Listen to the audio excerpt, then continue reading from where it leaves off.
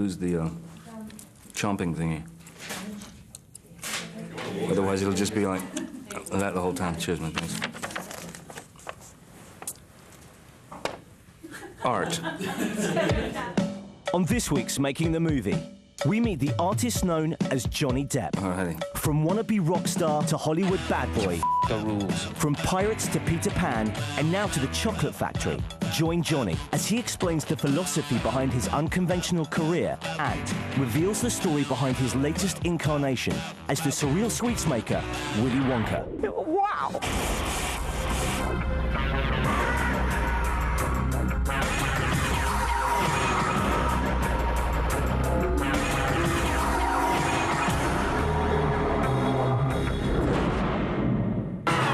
A Hollywood enigma, Johnny Depp has kept critics and fans guessing since the day he arrived in Tinseltown. Against the odds, the former pretty boy Maverick has become perhaps the most respected and beloved actor of his generation. Thanks, man. However, the road to stardom has been a far from easy one for Depp. With his ambitions to be a rock star dashed at an early age, his first break as an actor came on TV in 1987's teen cop drama, 21 Jump Street. It was a very dangerous place to be in a lot of ways, but it was also a very good place to be in other ways. You know, it put me on the map. It was a good gig to have. It was a very privileged position to be in. But it also was threatening any idea of longevity in the business, because at the time, what was considered a television actor, or a teen heartthrob, or whatever you want to call those things, the lifespan was pretty quick. I was going to be on, like, you know, lunchboxes and thermoses. Burned by the demands of television, he left the show and after a couple of minor film parts, landed himself the lead role in Tim Burton's gothic parable, Edward Scissorhands. What's your name? Edward? Edward? I think you should just come home with me.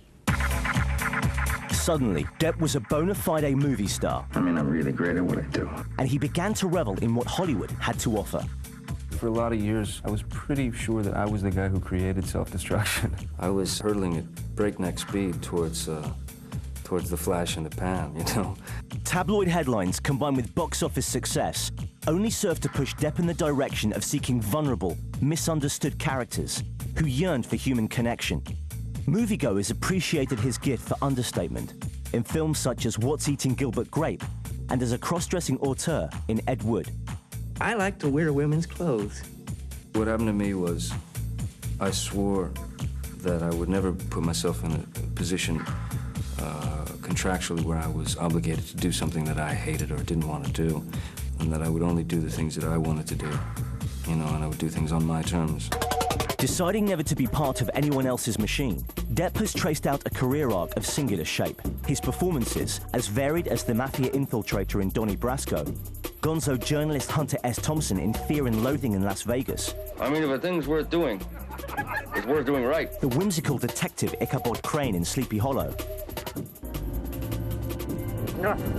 Interesting. and most recently as Captain Jack Sparrow in Pirates of the Caribbean, have strangely and surprisingly worked out for him. Knock wood, I'm still in the game somehow, which is real weird. Now, Depp is starring as Willy Wonka in his fourth collaboration with Tim Burton on the big screen adaptation of the classic children's novel, Charlie and the Chocolate Factory. The first and most seductive element was, you know, Tim's involvement. You know, the fact that Tim was going to do it.